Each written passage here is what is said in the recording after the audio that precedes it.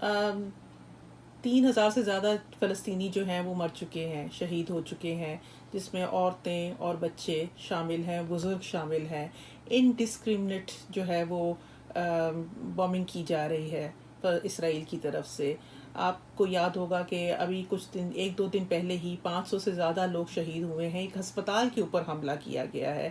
اچھا، اب یہ تو ہسپتال کے اوپر حملہ جو ہے وہ بلیٹنٹلی انٹرنیشنل لاء کے خلاف ہے، ٹوٹل اینڈ اٹر وار کرائم ہے یہ، لیکن کوئی کچھ کہنے والا نہیں ہے۔ جب قرارداد جاتی ہے یو این او میں، سیکیورٹی کونسل میں، تو ویٹو کا اختیار دیا گیا ہوا ہے، اور جو بڑے ملک ہیں، امیر ملک ہیں، اور امریکہ اس کو ویٹو کر دیتا ہے، اور کوئی قرارداد جو ہے وہ پاس نہیں ہو سکتی۔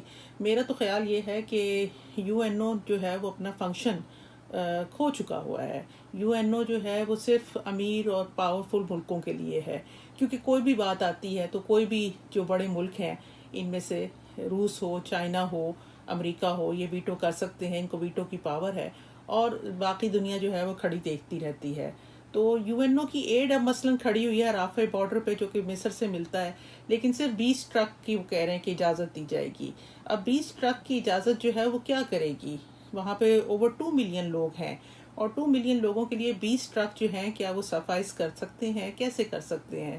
لیکن یہی لا جو ہے، یہ ہپوکریسی جو ہے، یہ مسلسل چلی آ رہی ہے، کیونکہ یوکرین میں جو کہ ابھی ہوا تھا، اور یہ سارے لوگ جو تھے یہ کہتے تھے کہ یوکرین میں کتنے وار کرائمز ہو رہے ہیں، ہوئے، بالکل ہوئے، لیکن اب جو صورتحال فلسطین میں ہے، کہ کیا وہ اس کو جسٹیفائی کوئی کر سکتا ہے؟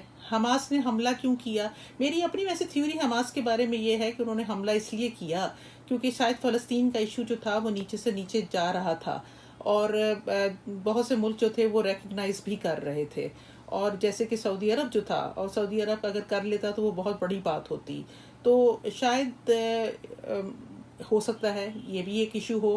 یہ بھی ہے کہ 75 سال سے جب آپ لوگوں کو اپریس کرتے ہیں، ان کو ساتھ ان جانوروں سے بھی بدتر ساتھ سلوک آپ ان کے ساتھ کرتے ہیں، تو کہیں نہ کہیں تو کوئی ریئیکشن جو ہے وہ آنا ہی تھا۔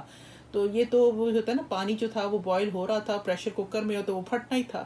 ایک یہ بھی ہے، لیکن حماس نے جتنے بھی ان کے لوگ مارے، اگر وہ سویلین تھے، ہو سکتا ہے کہ ہیں سویلین، بہت سے تو وہ کہہ رہے ہیں کہ جو سیٹلمنٹ میں لوگ تھے وہ آرمڈ تھے، لیکن اگر وہ سویلین تھے بھی، تو کیا جواباً یہ جسٹیفائی ہے کہ آپ ان سے 200 سے زیادہ گنا جو ہے وہ فلسطینی بچے، چھوٹے چھوٹے بچے اور بزرگ جو ہیں، ان کو آپ قتل کرتے ہیں، قتل عام کرتے ہیں؟ کوئی قانون ہے اس دنیا کے اندر؟ میرے حساب سے تو کوئی بھی قانون نہیں ہے۔